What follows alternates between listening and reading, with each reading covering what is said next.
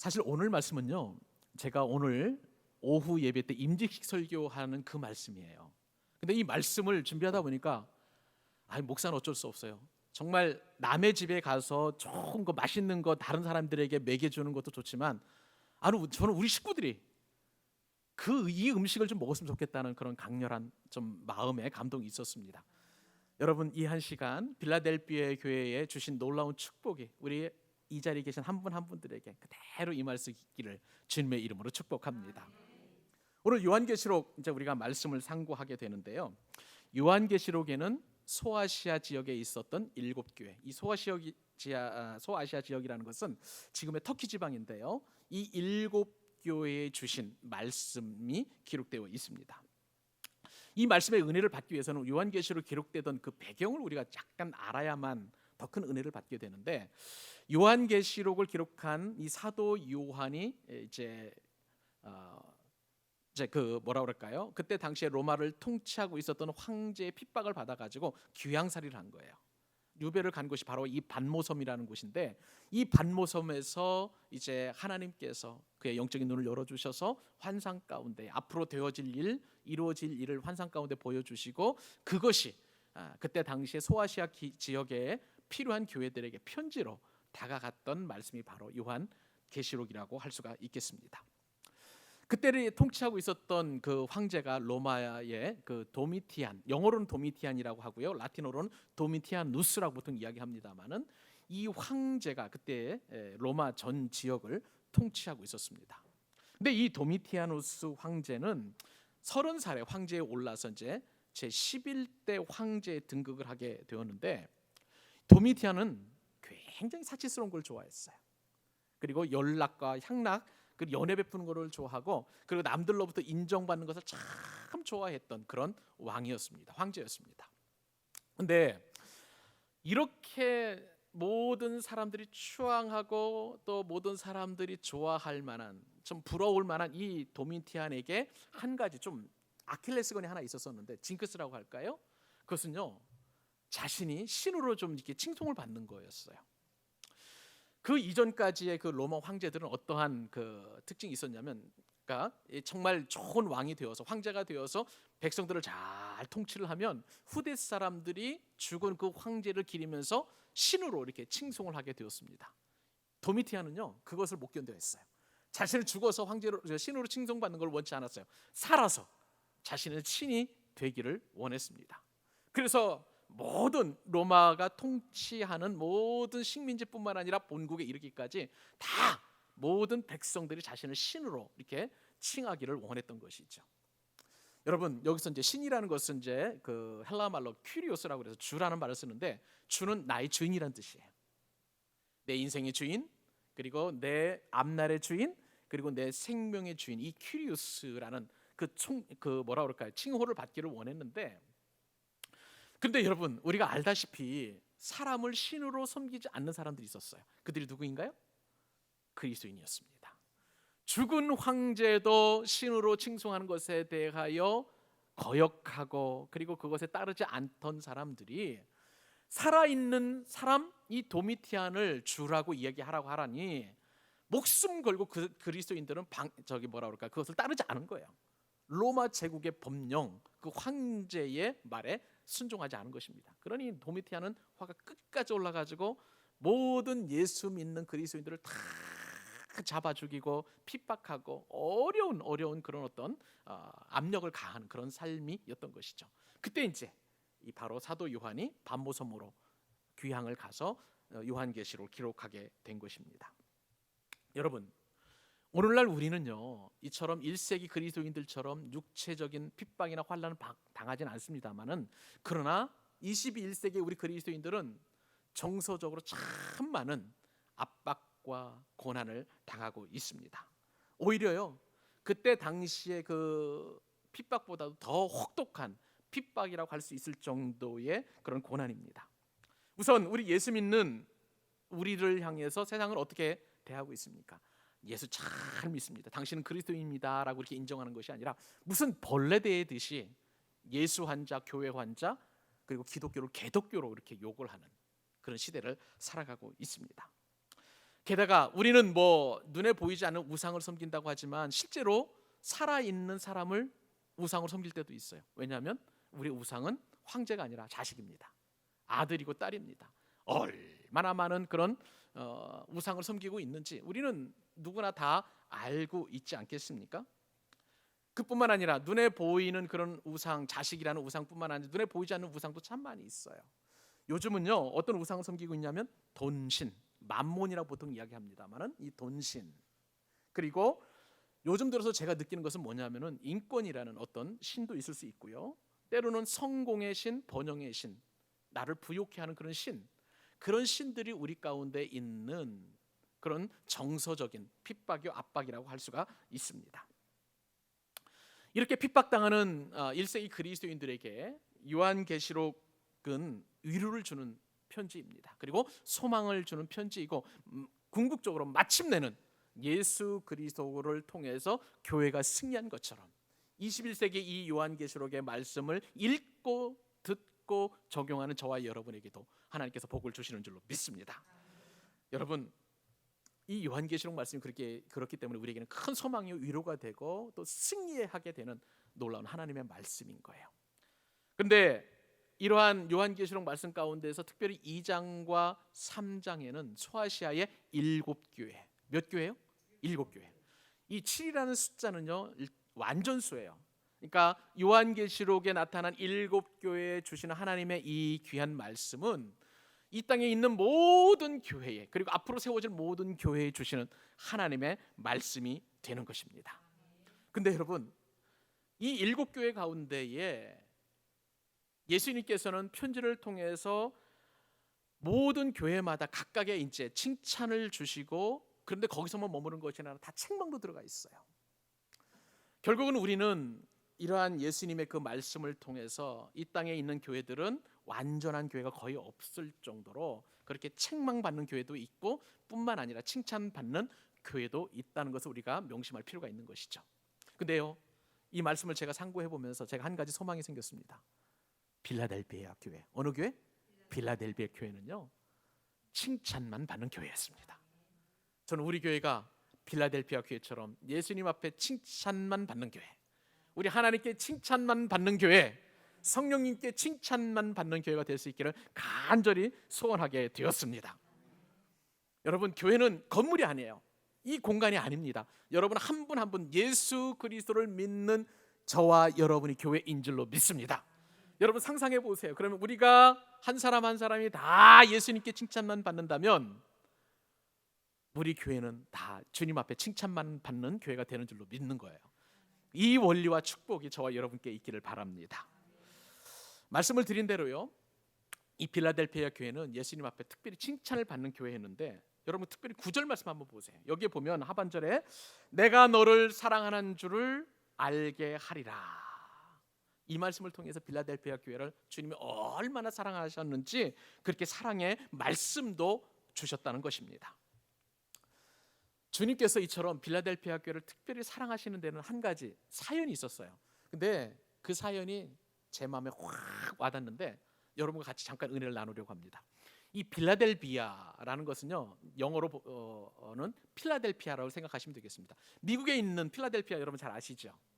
필라델피아를 이제 우리나라식으로 이제 그 음을 좀 바꾸어가지고, 그건 이제 그 어려운 말로 가차라고 얘기하는데요. 이제 음만 따가지고 이제 빌라델피아라고 했는데, 이 필라델피아는 두 가지 단어가 합성이 된 거예요. 하나는 필로스, 형제의 사랑을 필로스라고 보통 얘기하고요.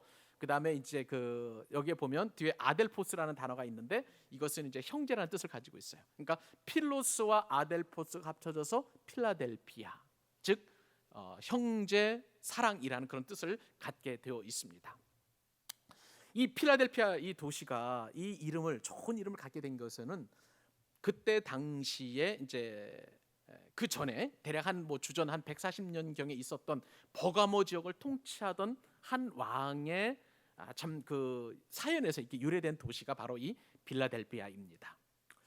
그때 당시에 그 주전 한 140년 경에 통치하던 이 버가모 지역을 통치하던 왕이 이제 그 유메네스 2세라는 그런 왕이 있었는데요. 이 왕에게는 동생이 한 사람이 있었습니다. 아탈로스 2세라는 그런 동생이었습니다. 근데 유메네스 2세는 굉장히 정복자였어요.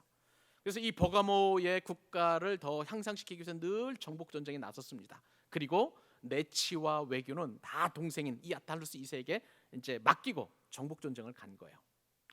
아탈루스 2세는 이제 형의 뜻을 따라서 이제 자신은 왕은 아니지만 왕에 준하는 그런 권세를 가지고 외교도 감당하고 그다음에 내적으로도 이렇게 통치도 하고 뭐 이런 어떤 일을 하는데 이 사람이 아주 탁월한 왕이었던 것 같아요. 근데 그때 당시에 신흥 제국으로 떠올랐던 국가가 이제 로마 아니겠습니까? 그래서 로마의 관계를 외교를 아주 잘 맺는 지혜로운 어떤 전략과 전술을 이렇게 발휘하게 된 거예요. 근데 이 로마의 여러 이제 원로원이라든지 아니면 어떤 위정자들이 이 아탈루스 2세에게 자꾸 이야기합니다. 당신이 왕이 되면 왕이 될 수 있도록 우리가 좀 도와주겠다는 거예요. 계속 그렇게 이제 회유도 하고 그다음에 이제 동기도 불어넣어주고 막 그렇게 이야기합니다. 근데요, 아탈루스 2세는 아주 단호했습니다. 아니에요. 이 나라의 통치자는 나의 형인 유메네스 2세입니다. 계속 그렇게 이야기해서 끝내는 자신이 왕이 아니라고 이야기한 거예요. 야, 여러분, 이 의리죠, 의리가 요새 참 얼마나 의리 없는 세상을 살아가고 있는데 우리보다도 지금부터 한 2100년, 150년 정도에 사는 사람들은 의리가 있었던 거예요. 형제간의 의리. 유메네스 2세는 그것을 누구보다 잘 알았습니다. 그리고 자신이 죽은 이후에 왕위를 자기 아들에게 물려준 것이 아니라 동생인 이 아탈루스 2세에게 물려줬어요. 아탈루스 2세는 형의 뜻을 존중을 해서 그리고 그가 통치했던 이 도시 이름을 필라델피아, 형제 사랑이라는 그 이름으로 이제 바꾸어서 이 도시를 이제 세운 것입니다. 여러분, 그러면 필라델피아 교회는 어디에 세워졌겠습니까? 이 도시 바로 형제 사랑이라는 필라델피아에 세워진 것입니다. 이 교회는요, 요한계시록에서 7교회 가운데 서문학 교회와 더불어서 유일하게 칭찬만 받는, 책망이 전혀 없는 그런 교회였습니다. 그 칭찬은 아탈루스 왕처럼 충성과 의리로 단장한 교회라고 주님이 칭찬하셨습니다. 그 말씀이 바로 8절과 10절 말씀인데 그 칭찬을 나의 칭찬으로 받아들이고 적용할 수 있도록 같이 한번 읽어보십시다. 시작. 내가 내 행위를 아노니 네가 작은 능력을 가지고도 내 말을 지키며 내 이름을 배반하지 아니하였도다. 배반하지 않는 의리를 주님 칭찬하신 것이죠. 또 그 다음에 10절 말씀 시작. 네가 나의 인내의 말씀을 지켰은즉 내가 또한 너를 지켜 시험의 때를 면하게 하리라. 유메네스 2세가 정복 전쟁을 떠나면서 내 나라를 잘 부탁한다 했었을 때에 그 말씀을 잘 지킨 그 아탈루스 2세처럼 예수님께서는 자신의 말씀을, 인내의 말씀을 잘 지킨 이 빌라델피아 교회를 축복하신 거예요. 사랑하는 여러분, 우리 모두 예수님 앞에 의리를 지킵시다. 우리 형제들끼리 서로 의리를 지킵시다. 정말 의리는요, 성경에 의리라는 단어 나오지 않지만 충성이라는 단어로 나와요. 신실이라는 단어로 나오고 충실이라는 단어로 나옵니다. 우리는 하나님 앞에 우리 서로 간에 의리가 있고 충성하고 서로 사랑하고 신의를 지키고 그리고 충실한 그러한 서로 교회 그리고 교우가 될 수 있기를 간절히 축복합니다. 자, 근데 빌라델피아 교회는요, 오늘 본문의 은혜를 받기 위해서는 두 가지 지정학적인 특징을 더 먼저 알면 더 큰 은혜가 됩니다. 우선은요, 이 지역은 지진 지역이에요.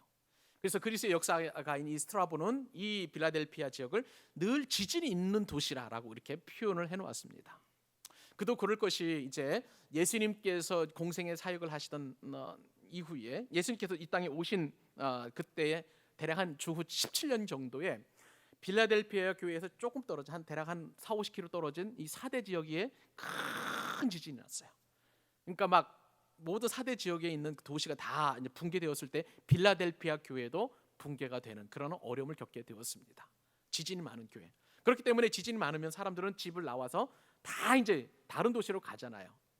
근데 나중에 보시면요, 이 빌라델피아 교회를 주님께서 축복하실 때에 내가 너를 떠나지 아니하리라. 다른 사람 다 나가도 내가 너를 떠나지 아니하라는 그런 축복을 주십니다. 그 다음에 이 빌라델피아는 또 다른 특징이 하나 있는데 일조량이 많다 보니까요, 포도 농사를 참 잘 졌어요. 귀한 어떤 양질의 포도가 생산이 되었고 그리고 그 포도를 가지고 포도주를 이제 담그게 되었는데 포도주 맛이 그때 당시에 로마의 통치를 받던 여러 도시들 가운데 최고였어요. 그래가지고 이 빌라델피아 지역은 그리스 신화의 술신인 다오니소스라는 이 신을 섬겼는데 우리는 이 신보다도 바카스라는 신을 더 잘 아실 것입니다. 이게 술신인데 술신을 섬겼던 그런 지역이었습니다. 사도 바울은 자신의 친척 누기오에게 복음을 전하고 이 빌라델피아 지역으로 가서 이제 감독으로 세워서 교회를 섬기도록 했는데요. 참 은혜롭게 섬기게 되었습니다. 그래서 이제 이 빌라델피아 교회는 소아시아 7교회 가운데 믿음의 보루가라고 할 정도로 참 그 믿음이 든든한 교회였는데, 여러분 소아시아의 7교회 가운데에 나머지 6교회들은 다 흔적만 남아 있어요. 만약에 우리가 성지순례를 가게 된다면 에베소 교회의 흔적, 버가모 교회의 흔적, 이런 어떤 두아디라 교회의 흔적만 볼 텐데 유독 이 빌라델피아 교회는 지금도 존속하고 있는 교회예요. 이 빌라델피아 교회는 빌라델피아라는 이 지역은 지금 요르단의 수도인 암만에 있는데 그 교회가 지금도 존속이 되고 있다는 거예요. 그러니 우리 주님께서 이 교회를 얼마만큼 사랑했는지 알게 되는 거예요. 저는요, 주님 오실 때까지 우리 광교 사랑의 교회가 이 빌라델피아 교회를 축복을 받아가지고 전속되고 유지되고 지속적으로 예배하는 예배자들이 생겨날 수 있기를 간절히 소원합니다. 우리는 꿈을 꿉니다. 이런 교회가 될 줄로 믿습니다. 자, 그러면 여러분 오늘 말씀을 통해서 예수님께서 이 빌라델피아 교회의 사랑의 여러 가지 모습을 보여주셨는데 우리가 적용하고 우리가 받아야 될 축복의 내용이 무엇인지 구체적으로 하나씩 살펴보도록 하겠습니다. 첫째는요, 예수님께서 이 빌라델피아에 나오셨을 때, 빌라델피아 교회로 찾아오셨을 때에 다윗의 열쇠를 가지시고 축복의 문을, 열린 문을 통해서 축복을 주시는 주님으로 이렇게 오셨다는 거예요. 저는요, 여러분 이 내용을 잘 몰라도 다윗의 열쇠를 가지시고 열린 문을 우리 교회 앞에 두셔서 축복을 주시는 주님이 우리 교회 가운데 임하실 수 있기를 바랍니다. 우선 이 말씀 한번 보십시다. 자, 예수님께서 이 빌라델피아 교회를 찾아오셨는데 어떻게 찾아오셨는지 한번 7절 말씀 같이 한번 읽습니다. 시작. 빌라델피아의 사자에게 편지하라. 거룩하고 진실하사 다윗의 열쇠를 가지신 이 곧 열면 닫을 사람이 없고 닫으면 열 사람이 없는 그가 이르시되. 여러분 그 요한계시록에 있는 이 소아시아 7교회에 예수님께 찾아오실 때는요, 그 교회 상황에 맞춰 꼭 찾아오십니다. 그런데 이 빌라델피아 교회에 찾아오신 예수님은 거룩하신 분이세요. 그리고 진실하신 분이세요. 그리고 또 오늘 말씀을 보니까 다윗의 열쇠를 가지고 오신 분이다. 그렇게 빌라델피아 교회에 그렇게 찾아오셨습니다. 여러분 이 다윗의 열쇠가 이제 우리가 거룩하고 진실한 것은 알지만 도대체 이 다윗의 열쇠가 무엇인지를 깊이 알면 이것이 얼마나 큰 권세이고 축복인지 여러분 아마 사모하시게 될 것입니다. 이 다윗의 열쇠는 이사야서 22장 22절에 나오는데 제가 읽어드리죠. 내가 또 다윗의 집의 열쇠를 그의 어깨에 두리니 그가 열면 닫을 자가 없겠고 닫으면 열 자가 없으리라. 물론 이제 이 말씀은 예수님을 이제 예언하면서 하신 말씀인데 이 말씀이 주어지게 된 배경이 있습니다. 이사야서 22장이 기록되던 그때 당시에 통치하던 왕은 남유다의 히스기야 왕이었어요. 근데 이 히스기야가 이제 한 사람을 세워서 나라의 국고를 책임지는 그 열쇠를 맡겼어요. 근데 그 사람의 이름이 누구냐면 셉나라는 사람인데, 셉나 이 사람은 천민 출신이었고 이방인인 아람 나라의 출신이었습니다. 근데 이 사람이 이제 한 나라의 국고를 책임지다 보니까 마음에 탐심이 생긴 거예요. 그리고 자신이 누리고 있는 이 지위가 끝까지 유지되기를 원했어요. 그러다 보니까 이제 막 무리수를 써서 이제 국고를 탕진하기 시작하는데 이 국고를 가지고 비싼 집을 짓고 그다음에 거기에 막 예쁜 조각상들을 놓고 해서 막 그렇게 이제 자기의 부를 축적해 나갔습니다. 히스기야가 이 사실을 알게 되었고요, 진노를 했습니다. 그리고 이 셈나를 처단을 하고 그리고 하나님께로부터 사랑하는 나의 종이라고 불림을 받는 엘리야김을 국고 열쇠를 이제 맡겼어요. 이때에 바로 이 말씀이 주어지게 된 것입니다. 내가 또 다윗의 집의 열쇠를 그의 어깨에 두리니 하면서 이제 엘리야김의 이 다윗의 열쇠를 주는 강력한 그 열쇠의 권한을 주게 되었는데 얼마나 이 열쇠가 강력한지 엘리야김이 이 열쇠를 가지고 닫으면 열 사람이 있나요? 없나요? 없어요. 그 다음에 닫으면 열면 닫을 사람이 있습니까? 없습니까? 없어요. 강력한 열쇠를 주셨다는 것입니다. 그리고 그 강력한 다윗의 열쇠를 가지시고 오늘 예수님께 찾아오신 교회는 어느 교회입니까? 빌라델피아 형제 사랑이라는 이 빌라델피아 교회에 찾아오셨어요. 근데 주님께 찾아오신 이 빌라델피아 교회는 큰 교회가 아니에요. 큰 능력을 지닌 교회도 아니고 오늘 말씀에 따르면 작은 능력, 눈에 보이지 않는 작은 능력을 가지고 있다고 주님께서 그렇게 말씀하셨습니다. 작은 능력을 가진 이 교회에 주님께서는 가장 실력 있는 분, 가장 능력 있는 분 다윗의 열쇠를 가지고 이 빌라델피아 교회에 찾아오신 것입니다. 여러분, 빌라델피아 교회를 바라보면서 저는 우리 교회를 상상해 보게 되었어요. 우리 교회는 큰 능력이 있는 교회가 아닙니다. 큰 능력이라는 게 도대체 무엇일까요? 우리에게는 세상이 인정할 만한 그 어떠한 큰 건물도 가지지 않았어요. 또 그런 교구들로 구성되어 있지도 않습니다. 세상에서 돈 많이 벌고 많이 알아주고 유명한 연예인 한 사람도 없고, 그리고 또한 우리가 많이 배우지도 못하고, 주님 보시기에 세상 사람들이 보기에 우리는 작은 눈에 보이지도 않는 그런 교회예요. 이런 교회에 주님께서 다윗의 권세를 가진 큰 능력자로 나타나셨다는 것입니다.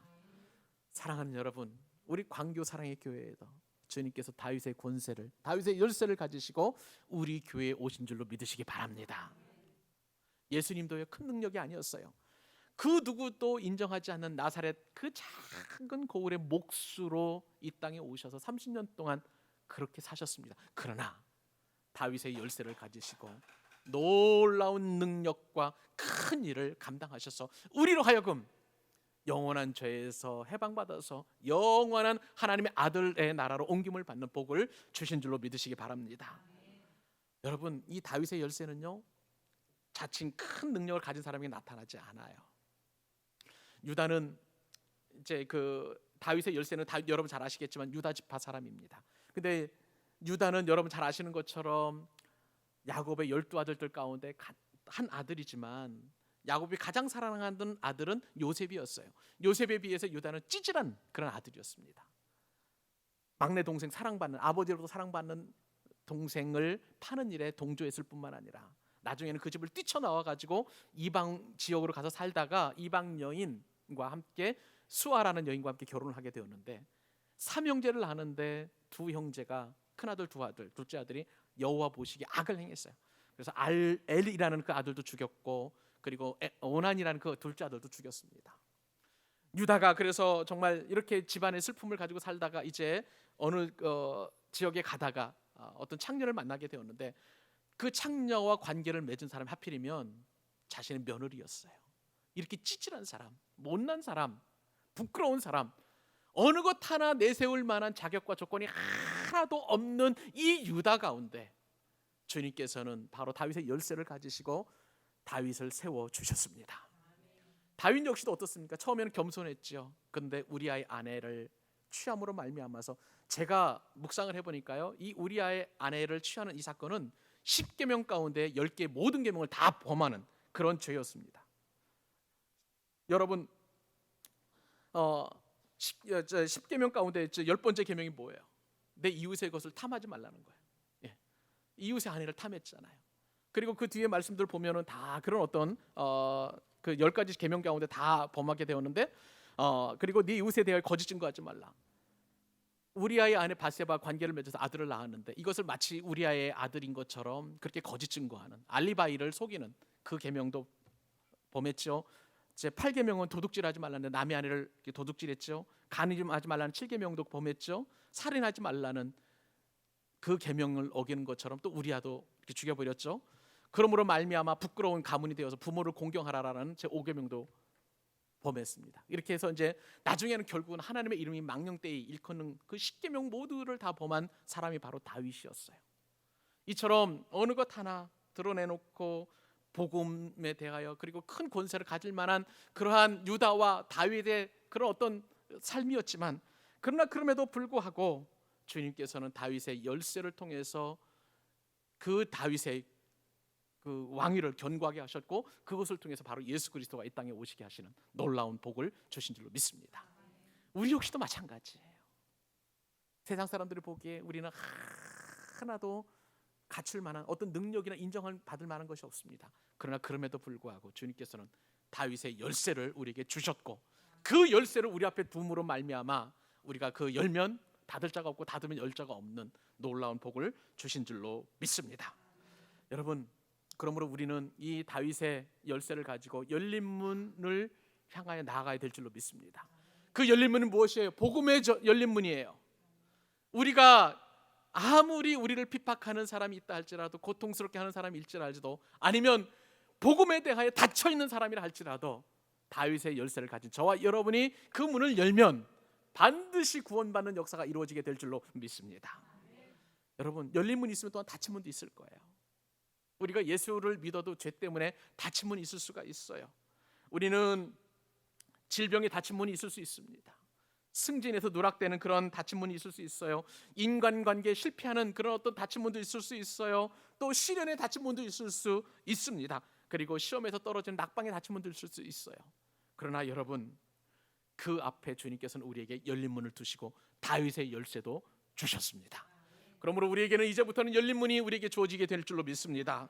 여러분, 이 만능 열쇠인 이 다윗의 열쇠를 가지고 우리 이 시간 모든 문을 열 수 있기를 주님의 이름으로 축복합니다. 축복의 문은 열려질지어다. 합격의 문도 열려질지어다. 결혼의 문도 열려질지어다. 사업의 문도 열려지고 우리에게 진리의 문도 열려지게 되고 승진의 문도 열려지는 축복이 이 시간 있기를 주님의 이름으로 간절히 축원합니다. 두 번째 교훈, 오늘 말씀을 통해서 주시는 빌라델비아 교회에 주셨던 축복입니다. 그것은 사랑의 징표를 주신다는 사실입니다. 여러분, 예수님께서 우리를 사랑하신다는 거 우리가 다 인정하지요. 근데 예수님은요, 우리에게 말로만 사랑한다라고 하는 것이 아니라 그 징표를 보여주셨습니다. 그것이 바로 9절 말씀인데 같이 한번 읽기를 원합니다. 자, 시작. 보라, 사탄의 회당 곧 자칭 유대인이라 하나 그렇지 아니하고 거짓말하는 자들 중에서 며칠 내게 주어 그들로 와서 내 발 앞에 절하게 하고 내가 너를 사랑하는 줄을 알게 하리라.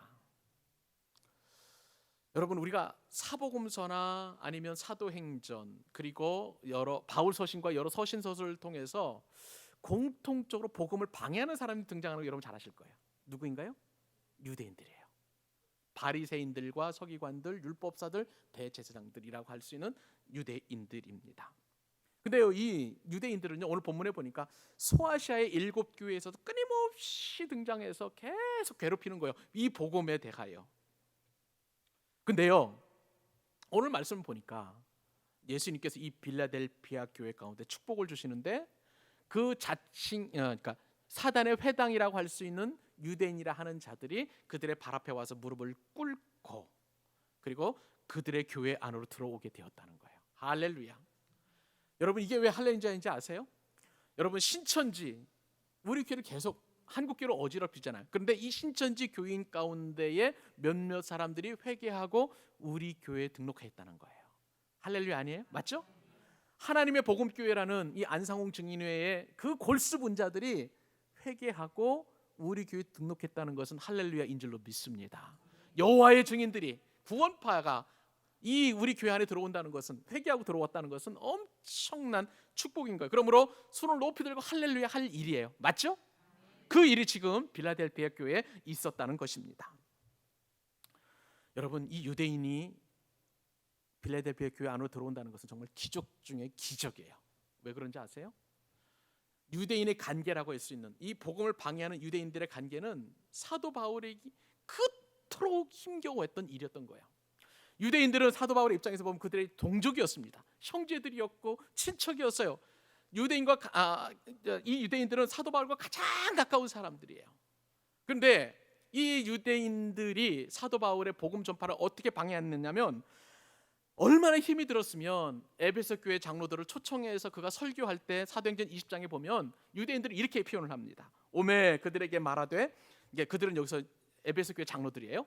아시아에 들어온 첫날부터 지금까지 내가 항상 여러분 가운데에서 어떻게 행하였는지를 여러분도 아는 바니. 자, 그 다음에 모든 겸손과 눈물이며 유대인의 관계로 말미암아 당한 시험을 참고 주를 섬긴 것과 유익한 것은 무엇인지 공중 앞에서나 각 집에서는 거리낌 없이 여러분에게 전하여 가르치고 유대인과 헬라인들에게 하나님께 대한 회개와 우리 주 예수 그리스도께 대한 믿음을 증언한 것이라. 여러분 이 말씀을 보면은요, 사도 바울의 마음이 이 안에 들어가 있어요. 얼마나 유대인들이 힘들었으면 모든 눈물, 모든 수고, 모든 겸손으로 그들이 주께로 돌아오기를 그렇게 갈망했다는 거예요. 여러분 그 간절한 기도에도 지금 유대인들이 주께로 돌아왔나요? 아직도 안 돌아왔어요. 그만큼 그들의 관계는 너무나 집요한 거예요. 우리에게도 유대인이 있습니다. 어떤 유대인입니까? 나와 가장 가까운 사람들, 내가 신앙생활 열심히 할 수 있도록, 기도 열심히 할 수 있도록, 예배 열심히 드릴 수 있도록 하지 못하게 하는 모든 방해하는 사람들이 바로 유대인들이에요. 그 유대인들이 보면 내 남편일 수 있고, 내 아내일 수 있고, 내 자식일 수 있고, 부모님일 수 있어요. 근데 그 유대인들이 여러분 회개하고 만약에 이 자리에 나와서 함께 예배를 드리면 할렐루야인 줄로 믿습니다. 그러한 축복이 우리 교회도 있기를 간절히 소원합니다. 지금 빌라델피아 교회는 그런 은혜를 누리게 된 거예요. 우리 교회도 바로 그러한 은혜를 누릴 수 있기를 간절히 바랍니다. 예수님께서 빌라델피아 교회를 사랑하시는 징표가 바로 그거였어요. 나의 원수 되었던 유대인이 주께로 돌아와서 하나님을 예배한다는 것은 이 땅에 있는 그 어떤 예수님의 사랑의 징표보다 가장 귀한 징표인 줄로 믿습니다. 우리가 그냥 평상시에 찬양하고 예배하고 그리고 우리에게 기쁨을 얻는 것, 하나님 주시는 나를 사랑하시는 증거일 수 있어요. 그런데 그 증거 중에 증거, 예수님이 나를 사랑하신다는 징표 중에 징표는 나의 유대인인 원수가 이 자리에 나와 함께 예배하는 거예요. 빌라델피아에 주신 그 놀라운 축복이 우리 광교 사랑의 교회도 임할 수 있기를 우리 주님의 이름으로 축원합니다. 세 번째, 빌라델피아 교회 특징 한번 보십시다. 여기는요, 사랑의 행위가 있게 하셨다는 거예요. 여러분 빌라델피아 교회는 예수님으로부터 행위가 있는, 특별히 사랑의 행위가 있는 그런 축복을 주셨습니다. 이 교회는 이제 행함이 두 가지가 있었었는데, 첫째는 뭐냐면요, 작은 능력을 가지고도 하나님의 말씀을 지키고 주님을 배반하지 않았다는 거예요. 그 말씀의 8절 하반절에 있습니다. 내가 내 행위를 아노니 네가 작은 능력을 가지고서도 내 말을 지키며 내 이름을 배반하지 아니하였도다. 저는 여기서 작은 능력 할 때 이 작은이라는 단어를 굉장히 집중해서 보았는데요, 이 작은이라는 단어가 헬라어로 미크란이라는 그 단어를 쓰는데, 이 단어가 나중에는 영어로 마이크로가 되었어요. 작은 버스는 무슨 버스예요? 마이크로 버스잖아요. 그죠? 그람 중에서도 작은 그람, 이건 마이크로그램이라고 해요. 이거는 1g에 100분의 1g이에요. 그리고 필름 중에서 작은 필름을 마이크로 필름이라고 이야기합니다. 그러니 예수님께서 빌라델피아 교회에 가지고 있었던 성도들이 가지고 있었던 그 능력은 눈에 보이지 않을 거면 작은 능력이었어요. 작은 능력이었어요. 이 작은 능력을 가지고도 빌라델피아 교회는 주님의 말씀을 지켰고 주님의 이름을 배반하지 않았던 것입니다. 사랑하는 여러분, 우리는 흔히 착각하는 게 큰 능력을 가져야만 주의 일을 감당할 수 있다고 그렇게 생각하는 경향인데, 그렇지 않아요. 작은 능력을 가지고도 오늘 빌라델피아 교회처럼 주의 말씀을 지키고 그리고 또한 주님의 이름을 배반하지 않으면 주님께서 칭찬하시는, 축복하시는 교회가 되는 줄로 믿습니다. 여러분도 그런 축복을 누려야 되지 않겠어요? 빌라델피아 교회는요, 또 놀라운 또 행위가 있었었는데, 그것은 인내의 말씀을 지킨 거예요. 10절 상반절에 보니까 네가 나의 인내의 말씀을 지켰다고 이렇게 축복을 해주셨습니다. 빌라델피아 교회는요, 단순히 말씀을 지킨 게 아니라 인내의 말씀을 지켰어요. 사랑하는 여러분, 사랑의 행위에는 반드시 인내가 따릅니다. 단순한 인내가 아니라 이 빌라델피아 교회는요, 그 핍박 속에서도 인내의 말씀을 지키고 주의 이름을 배반치 않았다는 거예요. 우리 교회도 그런 은혜가 있기를 소원합니다. 인내하게 하시되 그냥 인내가 아니라 인내의 말씀을 지키면서, 우리가 말씀을 지키되 그냥 말씀을 지키는 것이 아니라 인내의 말씀을 지키는 그런 축복이 있기를 간절히 소원합니다. 여러분, 우리에게는 이처럼 사랑의 행위가 있어야 돼요. 주님이 나를 사랑하신다는 것, 나를 위해서 십자가를 지셨다는 것이 우리에게는 큰 축복이, 은혜가 된다면, 여러분 그 은혜를 지키기 위해 나는 비록 부족하고 연약하지만 작은 능력을 가지고 있지만 그 능력을 가지고 우리가 인내의 말씀을 지키고 또한 주의 말씀을 지킬 뿐만 아니라 그리고 또 주님의 이름을 배반치 않는 그 귀한 순종의 의무를 다할 때 주님께서는 우리 교회도 축복해 주시는 줄로 믿습니다. 이러한 교회예요. 이제는 우리가 이제 축복을 받는, 빌라델피아가 받은 축복을 우리가 하나씩 하나씩 받았으면 좋겠는데 세 가지 복을 주셨습니다. 빌라델피아에게 주신 세 가지 축복.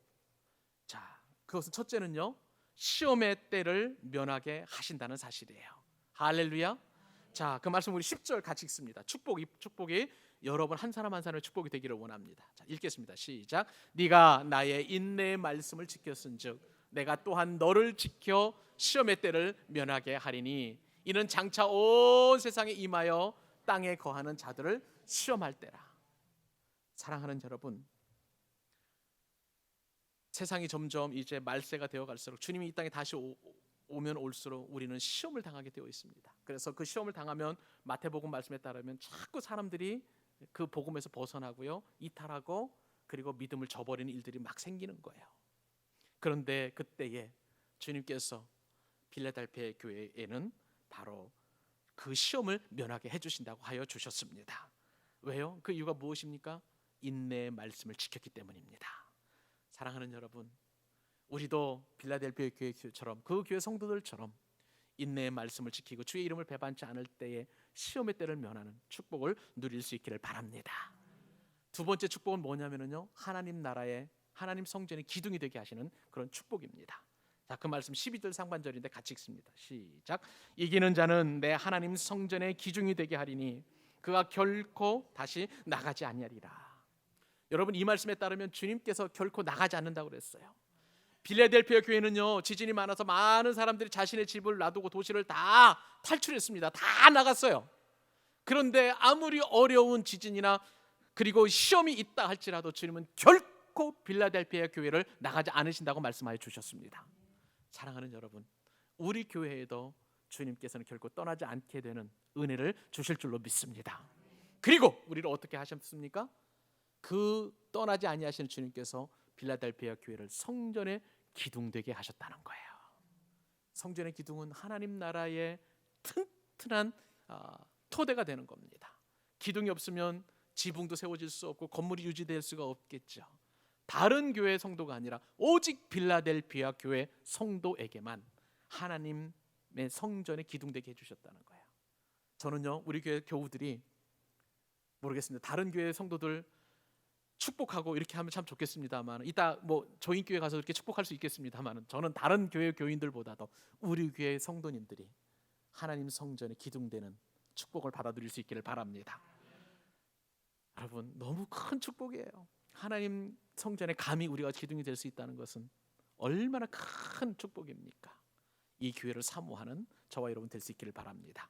마지막 한 가지 더 축복입니다. 그것은 바로 공동체의 축복입니다. 자, 12절 하반절 같이 읽습니다. 시작. 내가 하나님의 이름과 하나님의 성 곧 하늘에서 내 하나님께로부터 내려오는 새 예루살렘의 이름과 나의 새 이름을 그이 위에 기록하리라. 할렐루야. 여러분, 이처럼 인내의 말씀을 지키고 그리고 예수님의 이름을 배반하지 않는 이 빌라델피아 교회 위에 이름이 기록되는 축복을 주시는데, 어떤 이름을 기록해 주시느냐? 무슨 하나님의 이름이 기록되는 거예요. 아멘. 그리고 내 이름이라니까 예수 그리스도 이름이 기록된 거예요. 아멘. 그리고 새 예루살렘의 이름이 기록되는 복을 주셨다는 것입니다. 하나님의 이름, 예수님의 이름 우리가 다 알지만 새 예루살렘의 이름은 우리가 잘 몰라요. 그런데요, 이 새 예루살렘은 공동체입니다. 하나님께서 이제 이 말씀에 따르면 하늘에서부터 내 하나님께로부터 내려오는 새 예루살렘의 이름, 즉 공동체, 천국 교회의 천국 공동체 이름을 기록해 주시겠다는 거예요. 여러분, 이것은 우리에게 놀라운 축복인 줄로 믿습니다. 다른 교회가 아니라 이 빌라델피아처럼 아주 작지만 정말 주님께 충성을 다하고 의리를 지킨 이 교회의 공동체의 축복, 우리 광교 사랑의 교회의 축복, 이 축복의 이름이 계속 기록될 수 있도록 그렇게 사랑의 흔적을 남겨주신다는 거예요. 여러분, 다른 건 몰라도 이 축복은 우리가 누려야 될 줄로 믿습니다. 우리 교회 위에 하나님의 이름, 예수 그리스도의 이름, 그리고 광교 사랑의 교회 이름이 늘 기록이 되는 그 축복을 누릴 수 있기를 간절히 소원합니다. 여러분, 이제부터는 우리에게 새로운 이름들이 늘 기록될 줄로 믿습니다. 여러분, 지금까지 우리가 저주의 그런 일이 있었다면 이제는 그 저주가 싹 가시고 축복의 이름이 늘 기록되게 될 줄로 믿습니다.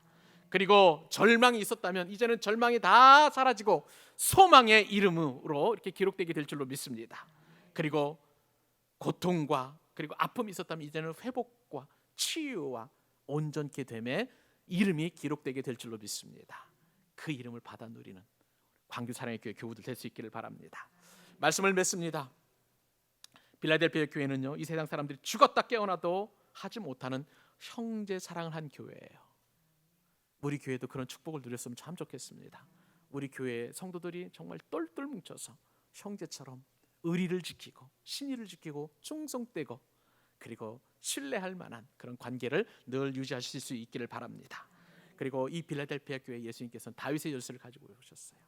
권능의 열쇠요, 열면 닫을 자가 없고 닫으면 열 자가 없는 열쇠입니다. 그 열쇠를 우리들 앞에 주시고 그리고 우리들 발 앞에 열린 문을 허락하여 주셨어요. 이제 다윗의 열쇠를 가지고 모든 닫혀진 문들은 열리게 될 줄로 믿습니다. 뿐만 아니라 시험의 때를 면하게 해주셨고 그리고 하나님의 성전의 기둥이 되게 해주셨으며 새 예루살렘 교회의 놀라운 아름다운 교제와 축복을 빌라델피아 교회에 주셨어요. 이 복을 우리 교회 성도들이 누려야 되지 않겠습니까? 귀한 은혜를 사모하면 하나님께서는 반드시 복으로 갚아주실 줄로 믿습니다. 우리 한번 기도하십시다. 말씀을 생각하면서.